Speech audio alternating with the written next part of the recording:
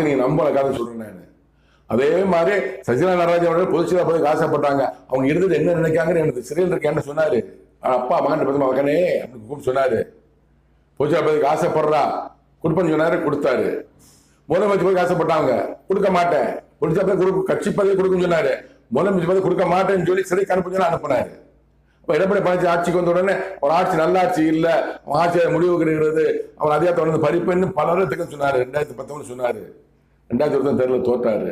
2021 முக ஸ்டாலின் தான் முதல், 2021 முக ஸ்டாலின் தான் முதலமைச்சர் என்று 2014 சொன்னாரு. 17, 18, 20, 12, 2016, 17/3/2021 என திட்டத்தை கூறினாரு. முதலமைச்சர் ஆனார். ஆனால் ஒரு முதலமைச்சரை ஏற்படுத்துவதும் அவரை நீக்குவதும் கடவுள் தான் அதிகாரம் உண்டு. உங்களுக்கு தெரியும், சாமுவேல் தீர்க்கதரிசி மூலமாக தான் கடவுள் முதல்ல ராஜாக்களை ஏற்படுத்தினார். சவுலை ராஜாவா ஆக்கினார்.